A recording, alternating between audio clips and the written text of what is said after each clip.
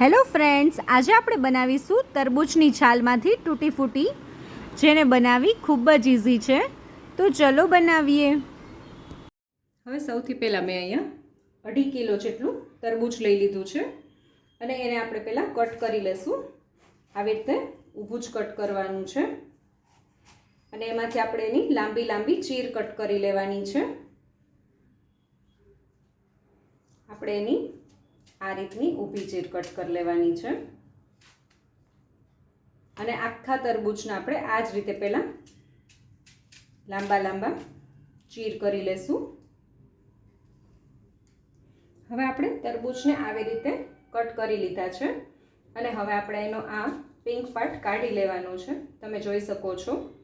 અને બધા તરબૂચનો આપણે પિંક પાર્ટ કાઢીને એને આવી રીતે રેડી કરી લેવાનું છે. પહેલાં તમે જોઈ શકો છો, મેં તરબૂચની છાલમાંથી બધો પિંક પાર્ટ કાઢીને અલગ કરી દીધો છે અને છાલને બી અલગ કરી દીધી છે. હવે આપણે જે આ પીસ કરીને રાખ્યા છે, આવી રીતે છાલ ઉતારીને એનો જે આ ગ્રીન પાર્ટ છે એ આપણે કાઢી લેવાનો છે. એકદમ પતલી છાલ ઉતારવાની છે.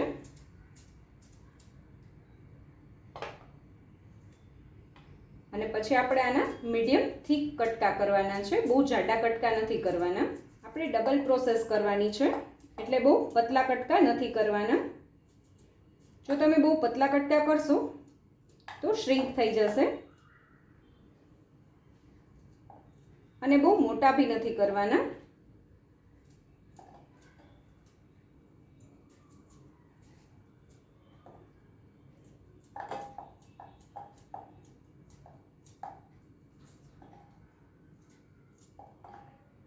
આ રીતનો જે પિંક પાર્ટ થોડો પણ ના આવવો જોઈએ.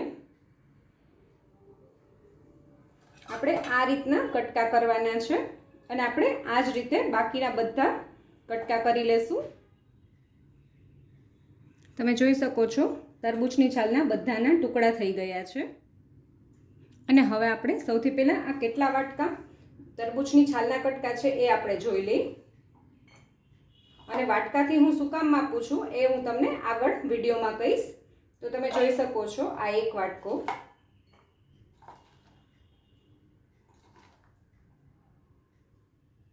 એવી જ રીતે, અને ટોટલ તમે જુઓ તો 4 વાટકા જેટલા આ કટકા છે તરબૂચની છાલના. હવે મેં અહીંયા ગેસ ઉપર પાણી ગરમ થવા માટે રાખી દીધું છે. આપણું પાણી થોડું ગરમ થાય પછી આપણે જે ટુકડાને કટ કરીને રાખ્યા છે એ આમાં એડ કરી દેશું.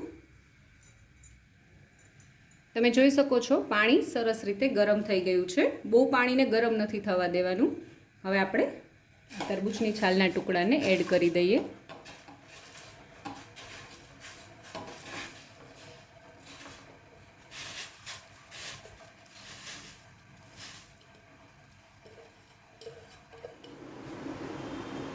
અને તરબૂચની છાલના ટુકડાને આપણે 15 થી 20 મિનિટ સુધી ચડવા દઈશું મીડિયમ ગેસની ફ્લેમ ઉપર. હવે આપણે ઢાંકણ ખોલીને જોઈ લઈએ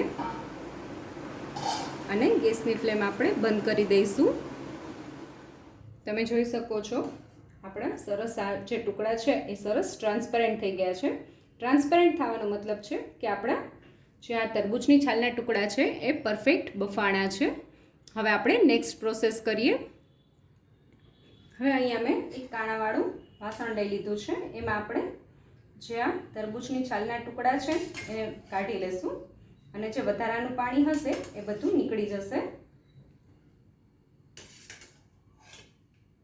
હવે તમે જોઈ શકો છો, મેં બધું વધારાનું પાણી કાઢી લીધું છે અને તરબૂચની છાલના ટુકડાને અલગથી લઈ લીધા છે.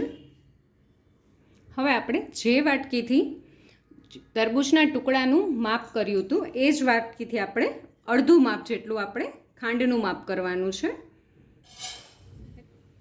મેં અહીંયા ટોટલ 2 વાટકી જેટલી ખાંડ લીધી છે. 4 વાટકી જેટલા તરબૂચના ટુકડાની સામે હવે આપણે એમાં પાણી એડ કરી દઈશું.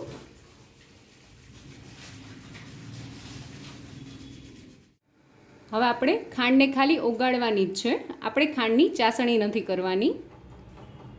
તમે જોઈ શકો છો, બધી ખાંડ સરસ રીતે મેલ્ટ થઈ ગઈ છે. આપણે આ સમયે થોડું વેનીલા એસન્સ એડ કરશું. જો તમારી પાસે વેનીલા એસન્સ કે રોઝ એસન્સ ના હોય તો તમે થોડા રોઝ વોટરનો પણ ઉપયોગ કરી શકો છો. અને હવે આપણે તરબૂચના ટુકડાને એડ કરી દેશું.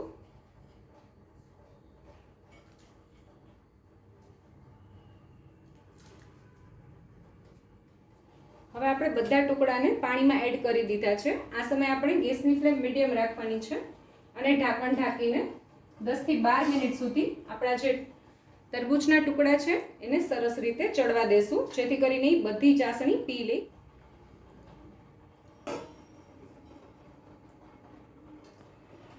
દસ મિનિટ થઈ ગઈ છે. હવે આપણે ઢાંકણ ખોલીને જોઈ લઈએ તો આપણી સરસ તૂટી ફૂટી રેડી થઈ ગઈ છે, તમે જોઈ શકો છો. હવે આપણે ગેસની ફ્લેમ બંધ કરી દઈશું. હવે આપણા જે તરબૂચના ટુકડા છે જેને આપણે તૂટી ફૂટી બનાવવાના છીએ, તો આપણે કલરફુલ તૂટી ફૂટી બનાવવા માટે આપણે થોડા કલરનો યુઝ કરીશું. હવે સૌથી પહેલાં આપણે એક બોલમાં ઓરેન્જ કલર લેશું, પછી પિંક કલર લેશું. મેં અત્યારે 1/4 ટીસ્પૂન જેટલો જ કલરનો યુઝ કર્યો છે. યલો કલર લેશું, ગ્રીન કલર, અને હવે આપણે ગ્રીન કલર લેશું. હવે આપણે તરબૂચના ટુકડાને આમાં નાખી દઈએ.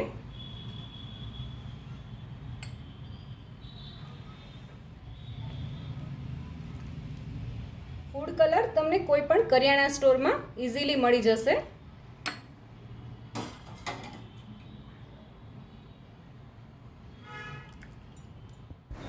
હવે આપણે તૂટી ફૂટીને 4 કલાક સુધી આ જ રીતે રહેવા દઈશું, જેથી કરીને આપણી તૂટી ફૂટી એકદમ સરસ કલરથી કોટ થઈ જાય અને ચાસણીવાળી થઈ જાય.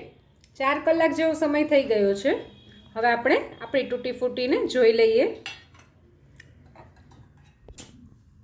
તમે જોઈ શકો છો આપણી તૂટી ફૂટી એકદમ સરસ કલરથી કોટ થઈ ગઈ છે અને બધો સરસ રસ આપણી તૂટી ફૂટીમાં આવી ગયો છે. અને આ રીતે તોડીએ તો એકદમ સરસ ઇઝીલી કટ બી થઈ જાય છે, તમે જોઈ શકો છો.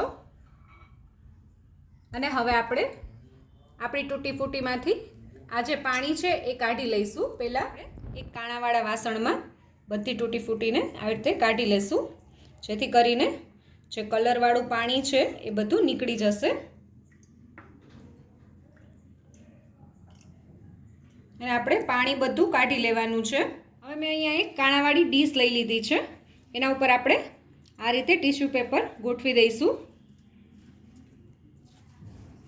અને હવે જે આપણે તૂટી ફૂટીને પાણી કાઢીને રાખી છે એને અહીંયા પાથરી દઈશું ટીશ્યુ પેપર ઉપર.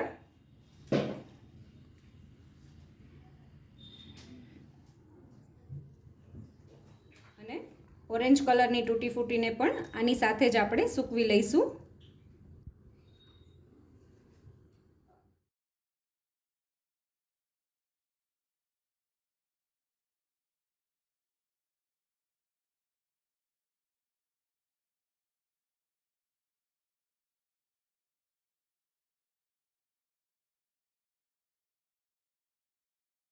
હવે લાસ્ટમાં આપણે યલો કલરની તૂટી ફૂટીને પણ આ જ રીતે કાણાવાળા વાસણમાં લઈ લઈએ.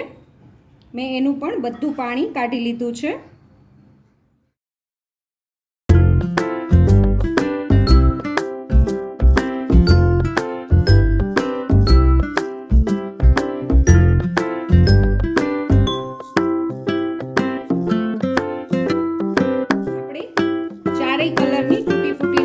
સરસ રીતે કોરી કરવા માટે રાખી દીધી છે.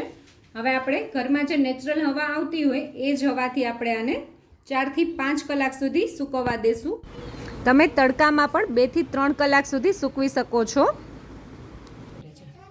હવે આ કલરવાળી જે સિરપ છે એનો તમે કલરફુલ લીંબુ શરબત બનાવવામાં પણ ઉપયોગ કરી શકો છો, અથવા તો તમે જો ઘરે ગોલા બનાવતા હોય તો પણ તમે એમાં યુઝ કરી શકો છો. 4 કલાક જેવો સમય થઈ ગયો છે, તમે જોઈ શકો છો આપણી તૂટી ફૂટી સરસ રીતે સુકાઈ ગઈ છે. અને હવે આપણે આને એક પ્લેટમાં લઈ લેશું.